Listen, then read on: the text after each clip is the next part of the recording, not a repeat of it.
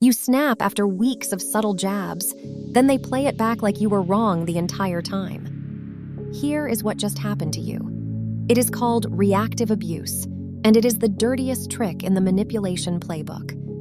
Let us start with the simplest truth about this tactic. The person who pushes you over the edge does not want your reaction. They want what happens after. The guilt. You questioning yourself. They want every witness to your explosion convinced that you are the problem. This is not an argument. This is a setup. And you are about to see exactly how it works. The first phase is always invisible if you do not know what to look for. It is not one big fight. It is dozens of small ones. Comments that miss you just enough to feign ignorance.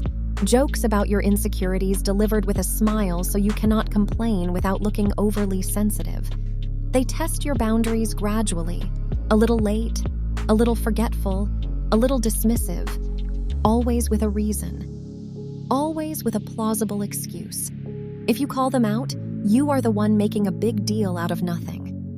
This is the breadcrumb provocation, and it is designed to do one specific thing. It is designed to raise your baseline emotional state until you are walking around wired at maximum tension. Think about the last time you exploded over something small. Your friend said it did not make sense. They are right. It did not make sense on the surface. But the surface is not the whole story. Underneath that one small comment was a dozen others, and another dozen before those. By the time you reacted, you were not responding to one moment. You were responding to weeks of carefully applied pressure. That is the trick. They make sure you never see the full picture until it is too late. Phase 2 is where the trap sets. Once your baseline is elevated, they start the escalation sequence. And they do it in a way that leaves them looking perfectly reasonable. Voice stays calm while every word they choose is designed to push a specific button. They do not yell. They do not need to. The person who stays calm while provoking always looks like the victim to anyone watching. This is the core mechanical advantage of the technique. The calm one always gets the benefit of the doubt. Here is the playbook they run. First, they deny things they definitely said, not with conviction, with gentle confusion. I never said that. You must be confused.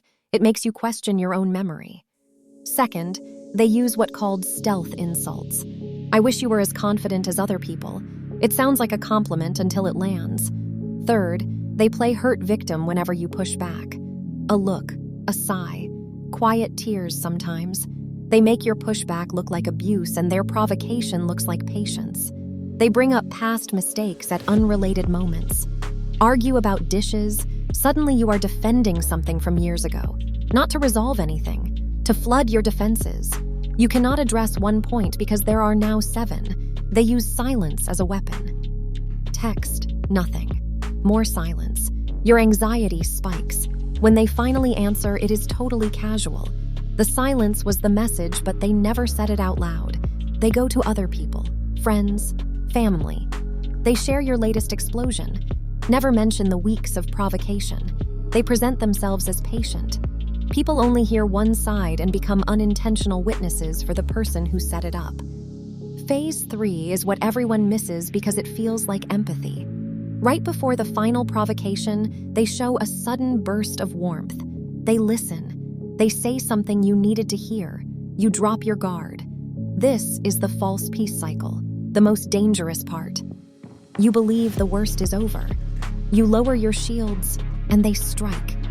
They use your emotional openness as intelligence. You share something vulnerable because you think the fight is resolved. They store that information.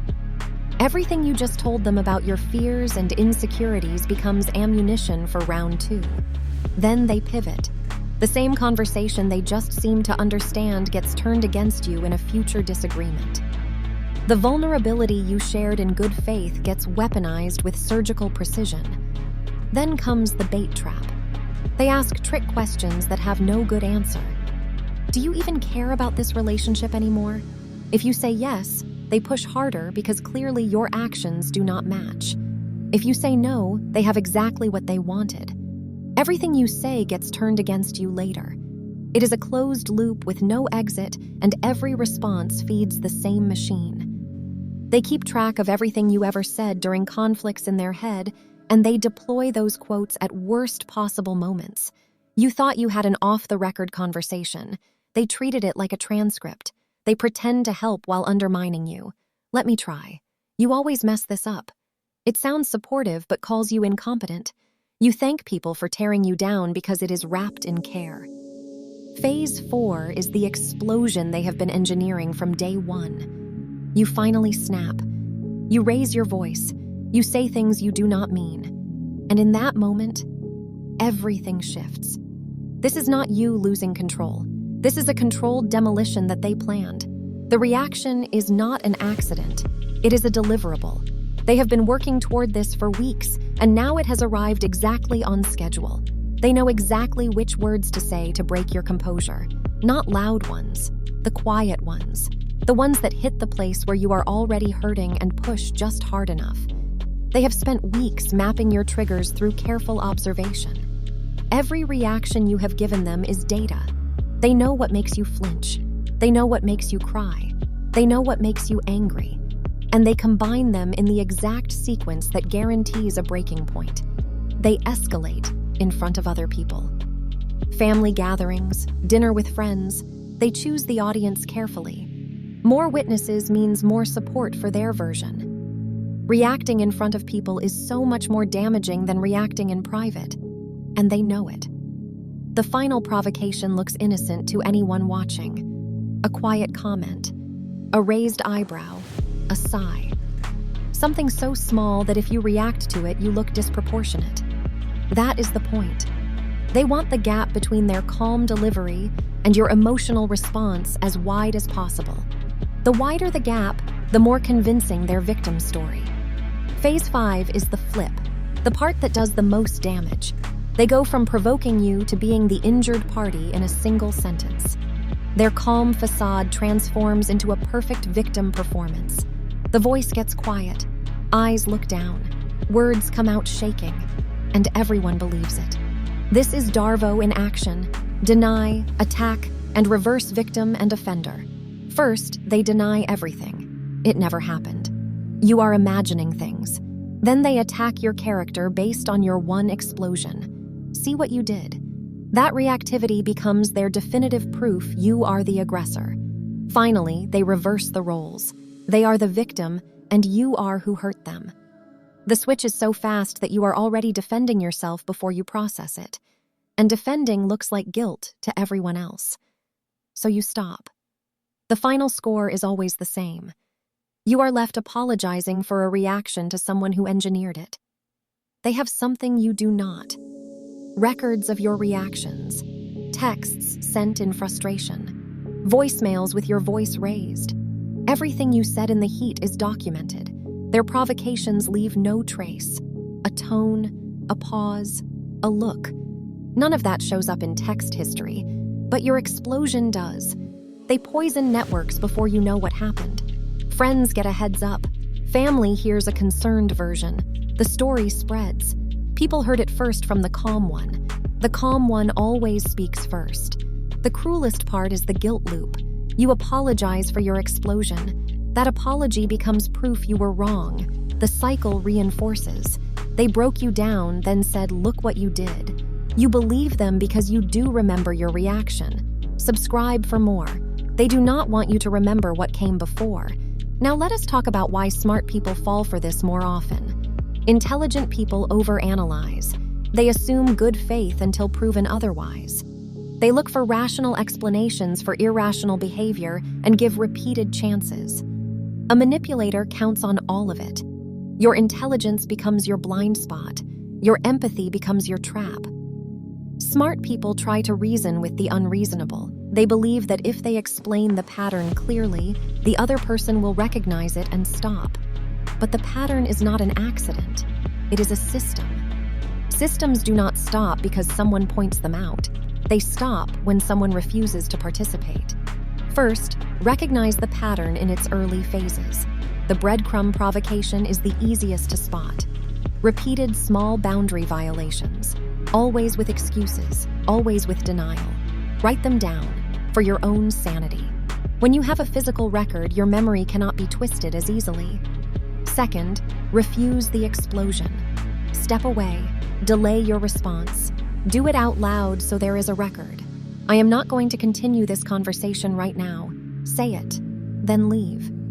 Your physical removal is the most powerful response because it denies them the reaction they engineered. Third, do not play defense on their terms. When they flip to victim mode, do not start apologizing or explaining. Explaining already frames you as the person who needs explaining. Instead, restate the sequence. I did not like how that conversation was going, so I left. That is it. No justification, no emotional appeals. The person who needs the least explanation looks strongest. Fourth, protect your network.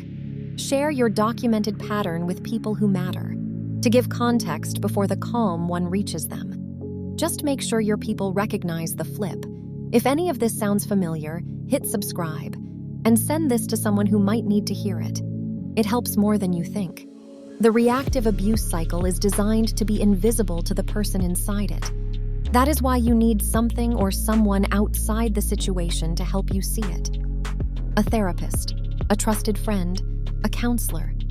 Someone who can look at your documented pattern and tell you what is real and what is construction. Do not try to diagnose yourself while you are still in the trap. The trap distorts everything it touches, including your own judgment. Remember this.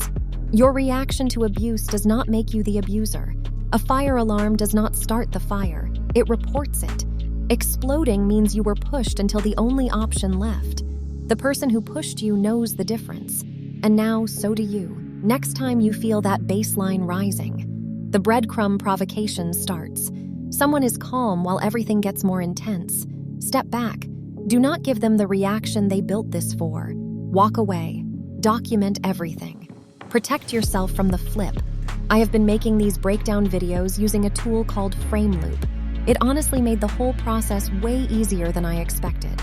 If you are curious, I left it in the description. If you want more of these, hit subscribe and send this to someone who might need to hear it.